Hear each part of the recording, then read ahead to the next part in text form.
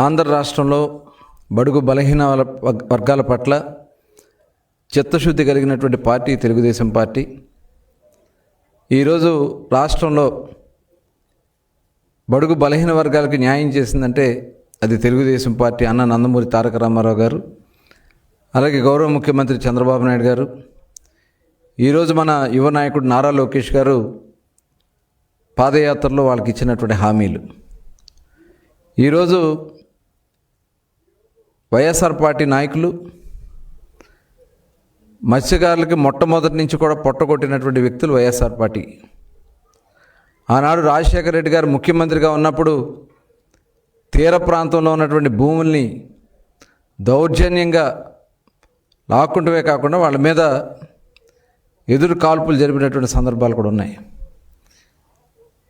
అలాగే జగన్మోహన్ రెడ్డి గారు GO number 217 తీసుకొచ్చి చెరువులన్నీ కూడా కొట్టేయాలని చేసినటువంటి ప్రయత్నాలు.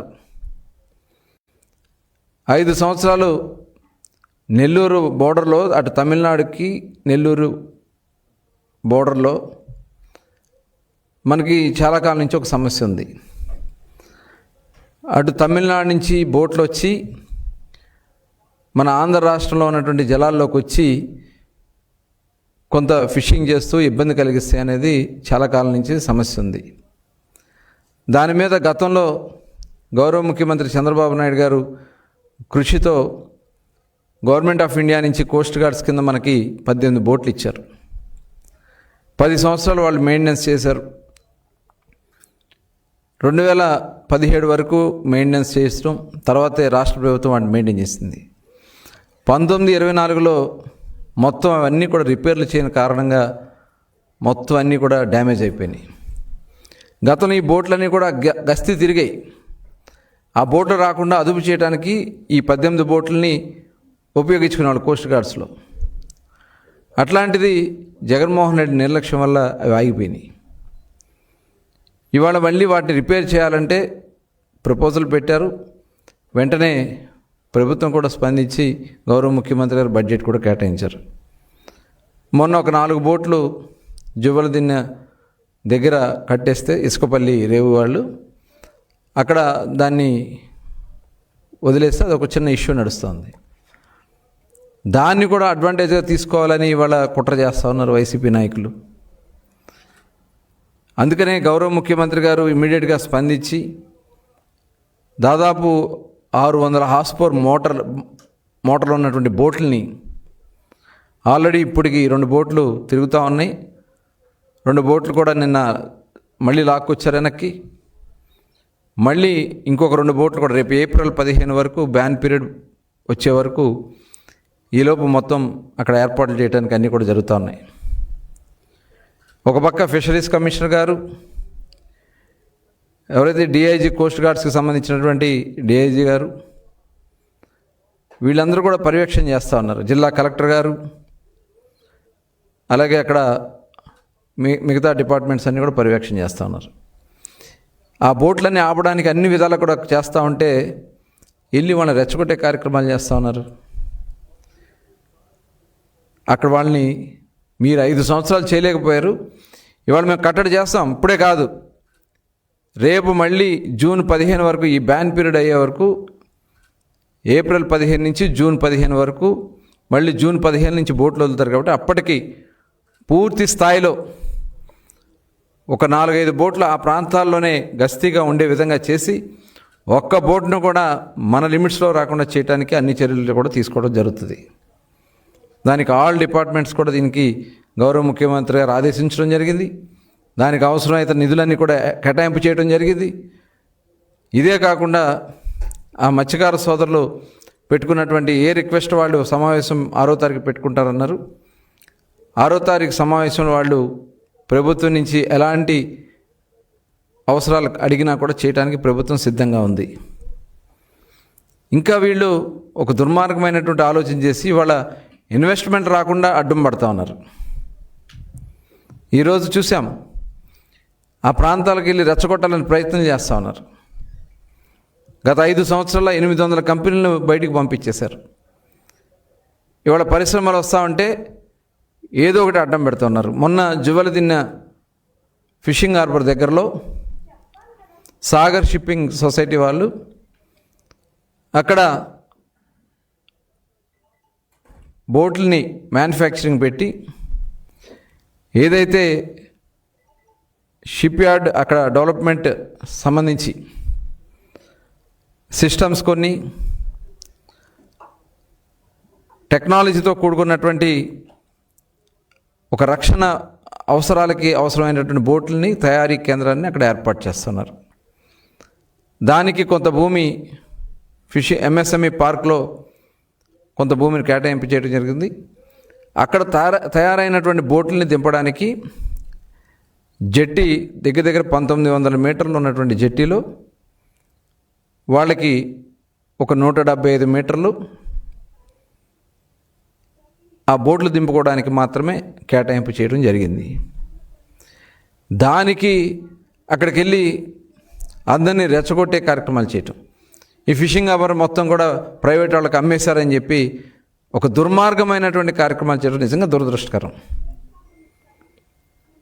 నిజంగా అక్కడ అలాంటి పరిస్థితులు వస్తే మేము ఖచ్చితంగా ముఖ్యమంత్రి గారి దృష్టిలో చెప్తాం. కానీ అక్కడ ఏమీ లేని దాన్ని తీసుకెళ్ళి మీరు అంటే పరిశ్రమలు రావడం మీకు ఇష్టం లేదా? ఆ పరిశ్రమల్లో ఈ మత్స్యకార పిల్లలు ఉద్యోగాలు సంపాదిస్తూ మీకు ఇష్టం లేదా? అక్కడ వాళ్ళ జీవన విధానాలు జీవన స్థితిగతులు బాగుపడితే మీకు ఇష్టం లేదా? దగ్గర 3,000 కోట్ల రూపాయల పెట్టుబడితో నిర్మాణం జరిగే ఆ పరిశ్రమ రావడం మీకు ఇష్టం లేదా? ఎందుకు ఇలాంటి దుర్మార్గమైనటువంటి కార్యక్రమాలన్నీ చేస్తారు? ఒక్క ఫిషింగ్ హార్బర్ అన్న మీరు పూర్తి చేశారా? ఈ జువలదిన్నె ఫిషింగ్ హార్బర్ 288 కోట్లతో నిర్మాణం జరిగితే కాంట్రాక్టర్ బిల్లులు కట్లా. ఇవాళ మేము మళ్ళీ మారిటైమ్ బోర్డు ద్వారా అవన్నీ పనులన్నీ కూడా కంప్లీట్ చేసి ఇవాళ అక్కడ ఇలాంటి పరిశ్రమ కొన్ని ఏర్పాటు చేసి బోట్లు దగ్గర 2,000 బోట్లు అక్కడ మనం నిలబెట్టుకోవడానికి అవకాశం ఉంది. 1,250 మెకనైజ్డ్ బోట్స్ని అలాగే కొన్ని ఫైబర్ బోట్స్ని అక్కడ నిలబెట్టుకోవడానికి అవకాశం ఉంది.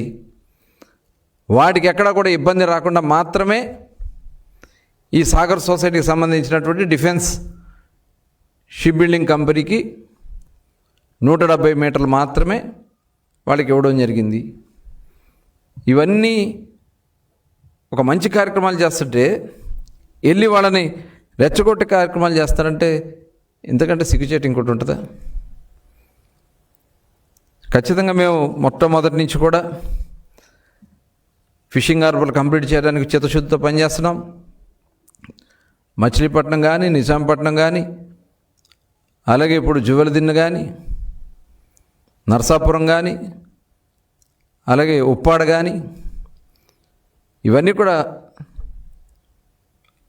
పూర్తి అవడానికి సిద్ధంగా ఉన్నాయి. అలాగే ఇవాళ మత్స్యకారుల కోసం ఇవాళ ఏదైతే మీరు జియో నెంబర్ 217 తీసుకొచ్చారో ప్రభుత్వం వచ్చిన వెంటనే దాన్ని రద్దు చేశాం. 50 సంవత్సరాలకే పెన్షన్ ఇస్తా ఉన్నాం. కేవలం ఆనాడు చంద్రబాబు నాయుడు గారు 14-19లో మత్స్యకారులు 50 సంవత్సరాలు వేటకెళ్ళలేకపోతున్నారు, ఇబ్బంది పడుతున్నారు 50 సంవత్సరాలు దాటితే చెప్పి 50 సంవత్సరాలకి మొట్టమొదటి పెన్షన్ ఇచ్చింది కూడా ఆనాడు చంద్రబాబు నాయుడు గారు అని ఈ సందర్భం గుర్తు చేస్తా ఉన్నా.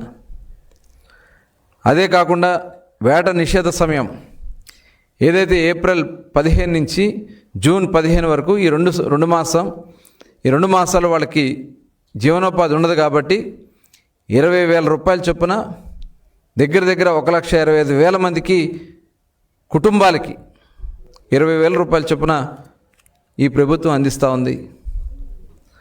అలాగే ఆయిల్ సబ్సిడీ కానీ ఇవాళ వాళ్ళకు ఉన్నటువంటి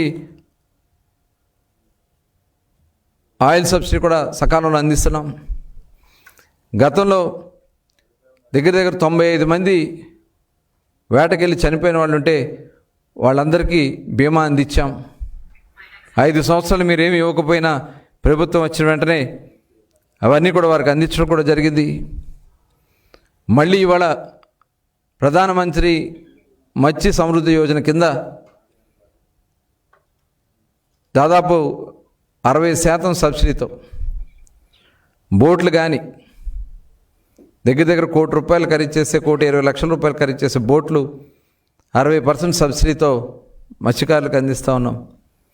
వలలు ఇస్తున్నాం, ఇంజన్లు ఇస్తున్నాం. మళ్ళీ వాళ్ళ జీవన విధానాలు మారడానికి కావాల్సినటువంటి అన్ని కార్యక్రమాలు కూడా చేస్తూ ఉన్నాం. మరి ఇవాళ వైసీపీ నాయకులు అక్కడికి వెళ్ళి వాళ్ళని రెచ్చగొట్టే కార్యక్రమాలు చేయాల్సినటువంటి అవసరం ఏమొచ్చింది మీకు? అంటే ఈ రాష్ట్రంలో పరిశ్రమలు రావడం ఇష్టం లేదా? ఆ పరిశ్రమలు వస్తే ఈ తీర ప్రాంతంలో ఉన్నటువంటి ఈ మత్స్యకారుల జీవన విధానాలు మారితే మీరు చూడలేకపోతా ఉన్నారా? ఇదంతా ఒక ఉద్దేశపూర్వకంగా జగన్మోహన్ రెడ్డి వాళ్ళ అనుయాయులు అక్కడ కుట్రలు చేసి వాళ్ళల్లో ఒక చిచ్చు పెట్టే కార్యక్రమాలు చేస్తూ ఉన్నారు. అవి జరగనివ్వం. మేమేమైతే వాళ్ళకి కట్టుబడి ఉన్నామో దాని ప్రకారం అన్ని కార్యక్రమాలు చేస్తాం. ముఖ్యంగా తమిళనాడు బోట్లు రాకుండా కావాల్సినటువంటి చర్యలు తీసుకోవడానికి అన్ని చర్యలు కూడా తీసుకుంటాం. ఏదైతే ఇసుకపల్లె గ్రామానికి సంబంధించి కానీ అక్కడ 144 గ్రామాలు పెట్టుకునే సమావేశంలో వాళ్ళ నిర్ణయానికి ఈ ప్రభుత్వం అన్ని విధాలా సహకరిస్తుందని కూడా ఈ సందర్భంగా తెలియజేస్తూ, ఈరోజు జివ్వలదిన్నె అక్కడ ఏదైతే సాగర్ షిప్పింగ్ మ్యారిటైమ్ షిప్పింగ్ వస్తూ ఉందో దానికి అందరూ కూడా సహకరించాలని చెప్పి మనస్ఫూర్తిగా కోరుతా ఉన్నాను.